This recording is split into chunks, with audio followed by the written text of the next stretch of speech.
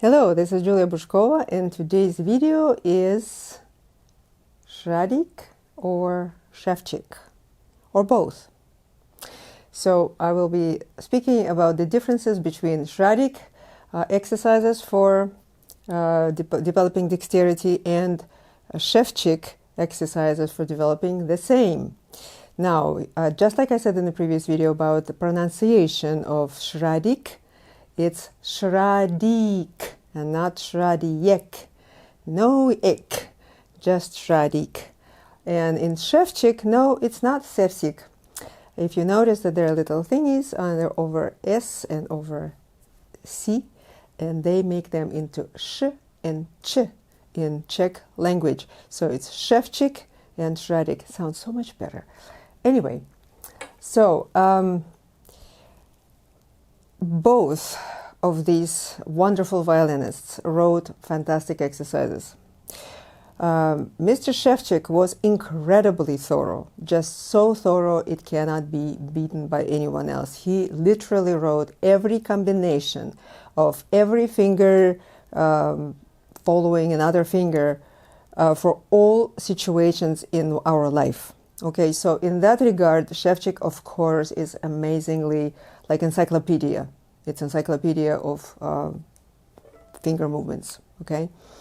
While Schradieck is a little bit more etude-like, meaning it's a little bit more melodic, maybe, even though, of course, still very exercisey, but then it gets really much more melodic as you go to the later numbers.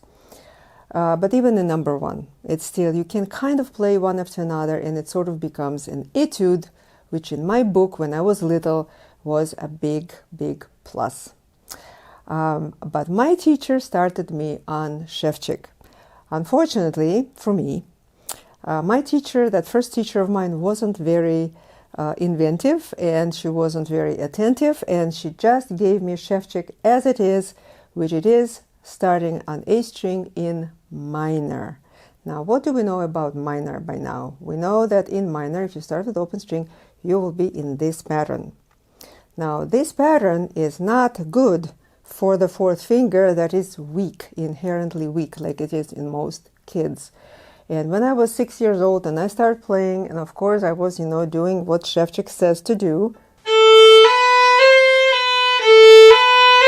and you repeat that first bar many times, then you go, and then you have to keep your fingers on the string, and then you go to bar number 3 finally after a million repetitions, and you go, and your finger doesn't want to go in that shape because it's not trained, and it goes into the bad shape, and that's how you learn it. So, and why is that? Because it is written in minor. So what my teacher probably should have done, and what I would do if I would start anyone with Ševčík, I would switch that to major. Now, Ševčík does go to major in the second exercise, which is on D string, and it is in D major, and that is much more comfortable, of course, because it uses this pattern. I don't know, I couldn't unfortunately ask him why he started number 1 in the most difficult pattern for us.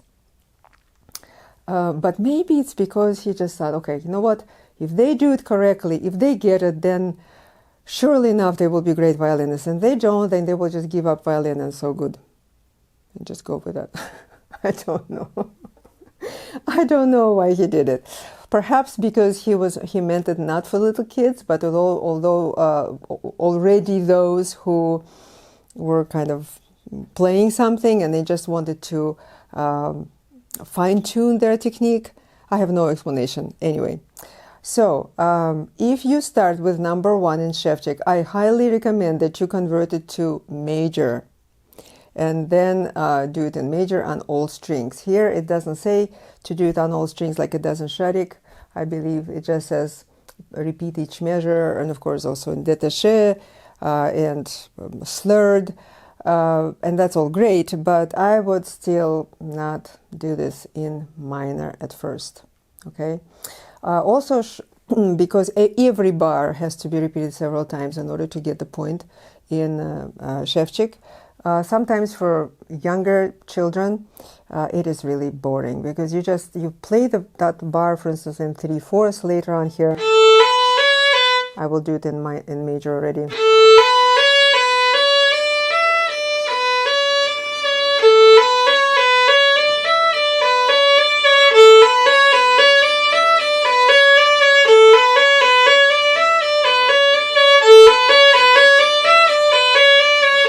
And meanwhile, you start thinking about what you were doing, what are you going to eat for dinner, what is the sound that you're hearing from another room, and all that. And so all of your good work goes out of the window because you're just repeating the same thing over and over many times like your teacher told you. So for that particular reason, I think it's better or easier for younger players to go to Schradieck and then go to Ševčík when they're ready to go to Ševčík, and start combining the two. Or another thing, you could of course just switch number 2 and number 1, and instead of starting on, you could start on D string instead of A, or you can move the notes of the number 2 onto the A string, and your pattern will be this. And of course, you can also use what I suggested in my previous video on Schradieck to use just a different pattern. For instance, number 2 is written in major. The first bar has to be repeated, next bar. So instead of that, you could again lower the 4th finger to this pattern and do, and put it in a supported form. And then once you feel like, okay, it sounds good, then gradually get it to be at the into this pattern on the A, which is also a possibility. All right, so again, between Ševčík and Schradieck, of course, it's best to do somewhat of both or a lot of both if you're a professional, but just watch out not to start with a minor, because a lot of hands got problems starting with a minor with this particular pattern.